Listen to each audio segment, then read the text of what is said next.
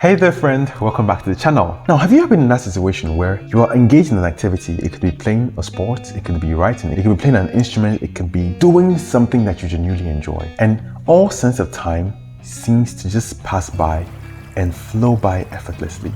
If you've ever been in that state before, scientists will call this the flow state, or at least you like to call this the zone. Now, when you are in the zone, if you've seen the cartoon Avatar, it's almost like you're in the Avatar state, because what you would normally do in that period of time, you can literally 10x your capabilities while in that state of the zone. Some basketballers actually talk about this, like when they're in the zone, a basketball hoop literally looks like a hula hoop and all their intuition is heightened. It's almost like you are on some mental steroids, or if you're a writer, the words just flow effortlessly and 8 hours literally feels like 45 minutes. Now that is the zone or the flow state. And in this video, I'll be sharing with you ways on how you can actually get into this zone.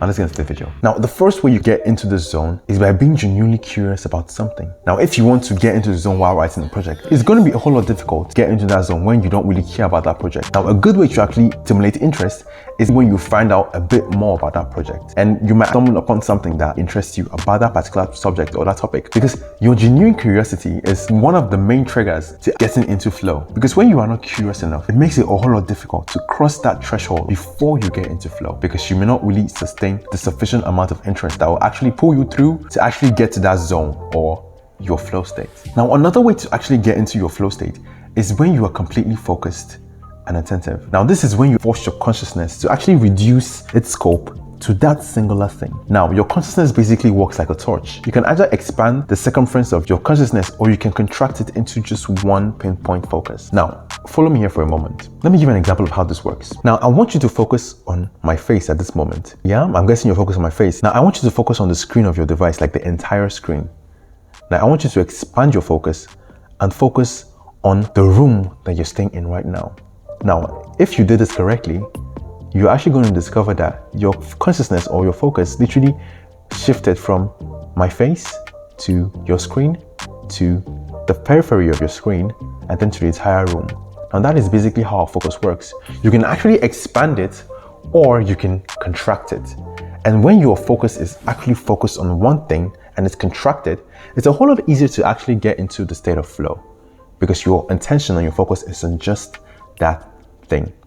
Now focus back on my face. So avoid distractions so you can get into flow while watching this video. The next point that we can enter flow is when our skill to challenge ratio is optimal. Now, why is this ratio important? This is because when we take up a challenge and the skills we have is a whole lot more than the challenge that we have in front of us, that challenge is going to get a whole lot boring, and instead of entering flow, we're just going to face boredom. And when we have challenges that are way above our skill set, that task becomes grueling and frustrating. But a good way to enter flow is when the challenge is just slightly, a tad bit beyond our skill level. Now, that challenge to skill ratio is the most optimal way to actually enter flow, because you are basically pushing yourself to expand more than you normally would, but not so much that it's not within your reach or it's impossible to reach, and also not so little that it bores you and it becomes a really boring task, but just the right amount of challenge to make that task conducive for you to get into flow. Another factor that significantly affects our flow state is our environment. Now, if your environment is laced with distractions all around, it's going to be very difficult or almost impossible to ever dream of entering flow, because that is a very sensitive state, and like the lightest instance of distraction, you've basically gotten out of your avatar state or your flow state. Now, what I mean by distractions, it doesn't exactly always mean that the place is a noisy place, but just the fact that the place where you're trying to work is disorganized can actually lead to a subtle type of distraction. And instead of you focusing on actually achieving flow, you are subconsciously being distracted by the disruptive environment around you. That's why most times it's advisable to arrange the place where you're trying to work or study before you actually get into the studying or the working. Like I said earlier, your flow state is so fickle that any slight distraction can actually take you away from that flow state. And when you are out of flow, it's a whole lot difficult to get back into flow. And that is if you even get back into flow in that same day. It takes time to actually get into flow, to get into that state of complete immersion into that task. And if you're just new to the whole concept of flow